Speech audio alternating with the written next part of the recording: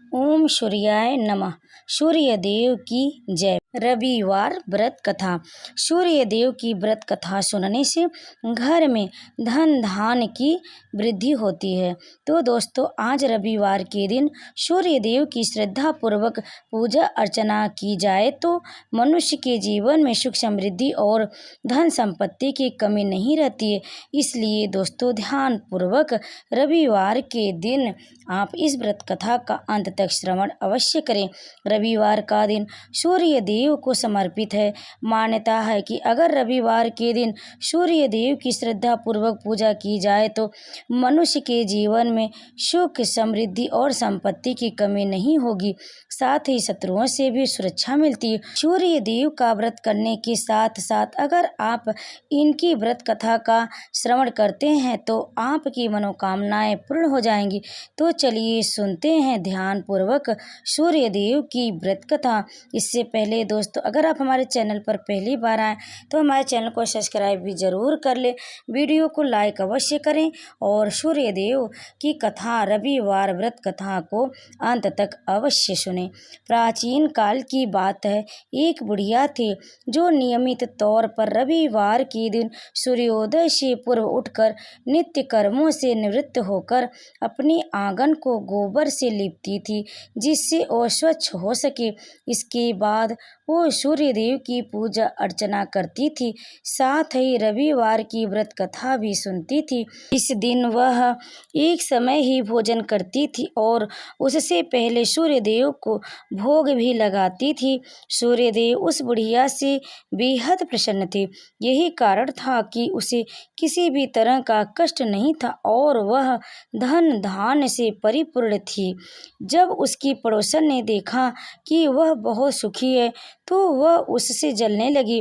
बुढ़िया के घर में गाय नहीं थी, इसलिए वह अपनी पड़ोसन के आंगन में गोबर लेने जाती थी, क्योंकि उसके यहाँ गाय बंधी रहती थी।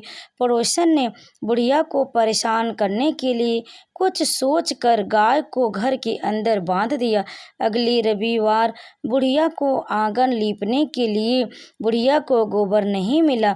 इसी के चलते उसने सूर्य देवता को भोग भी नहीं लगाया, साथ ही खुद भी भोजन नहीं किया और पूरे दिन भूखी प्यासी रही और फिर सो गई। अगले दिन जब वह सोकर उठी तो उसने देखा कि उसके आंगन में एक सुंदर गाय और एक बछड़ा बंधा था। बुढ़िया गाय को देखकर हैरान रह गई। उसने गाय को चारा खिलाया। वहीं उसकी पड़ोसन बुढ़िया के आंगन में बड़ी सुंदर गाय और बछड़े को देखकर और ज्यादा जलने लगी। पड़ोसन ने उसकी गाय के पास सोने का गोबर पड़ा देखा तो उसने गोबर को वहां से उठाकर अपनी गाय की गोबर के पास रख दिया। सोने के गोबर से पड़ोसन कुछ ही दिन में धनवान हो गई। यह कई दिन तक चलता रहा। कई दिनों तक बुढ़िया को सोने के गोबर के बारे में कुछ भी पता नहीं था। ऐसे में बुढ़िया पहले की ही तरह सूर्य देव का व्रत करती रही, साथ ही कथा भी सुनती रही।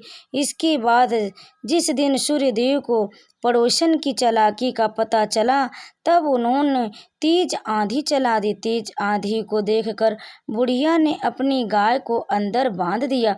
अगले दिन जब बुढ़िया उठी तो उसने सोने का गोबर देखा, तब उसे बेहद आश्चर्य हुआ। तब से लेकर आज तक उसने गाय को घर के अंदर ही बांधा।